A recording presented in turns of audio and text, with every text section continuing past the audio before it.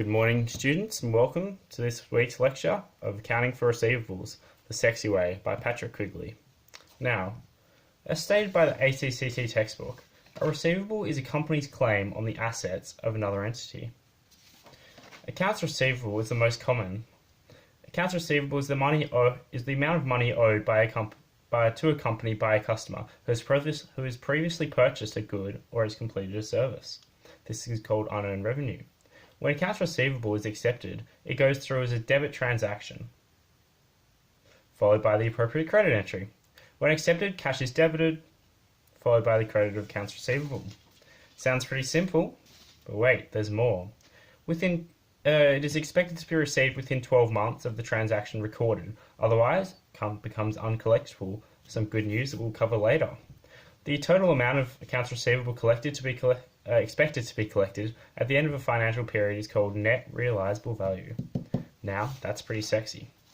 When a product is returned, or a sales discount, or sales returns and allowances granted, along with cash, this will be debited.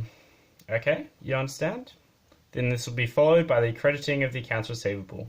This is a contra revenue account.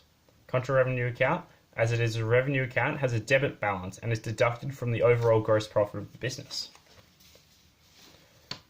You guys following? Yep. Any questions? Alright, sounds good. Questions at the end anyway. It is important to note that not all accounts receivable are collected. These are known as uncollectible receivables. Companies should use the principle of conservatism to ensure a suitable record of uncollectible receivables. I like to think this is about 1 to 2%. Well, I'd hope so anyway. Here, excuse the drawing. I'm a lecturer. I'm not an artist. This is why we do business.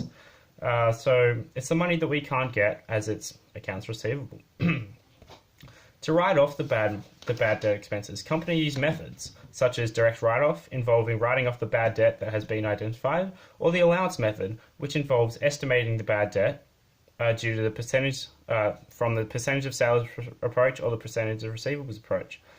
Then writing off the uncollectible receivables once calculated. The direct write-off method is simple, but it violates the matching principle, and the GAAP prohibits its use. So what's going on there? Allowances, however, can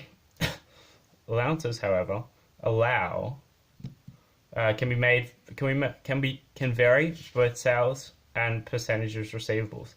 This debit has a bad expense, and credits are allowed for the doubtful debts. Once this has been completed, one can write off bad debts by crediting the allowance for doubtful debts and crediting accounts receivable. That is very important, students. Take note of that. Hopefully this colour does you good. And now analysing the accounts receivable can be made horizontally and vertically. However, the receivables turnover ratio is most effective in generating collecting receivables.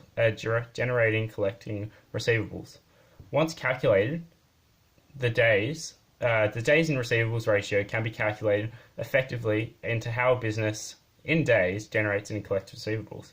Now, this is a much more focused approach, and it's obviously more effective because it's more specific.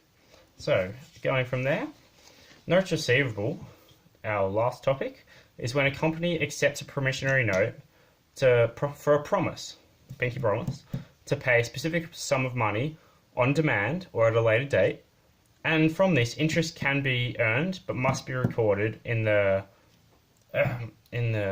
debits and credits. However, interest must be recorded at the collection of the note, so recorded at the note. Thank you very much for listening. Sorry about my horrid art skills. That is why I do business and love it for it. Thank you for listening and have a good day. Thank you, students. Class is over.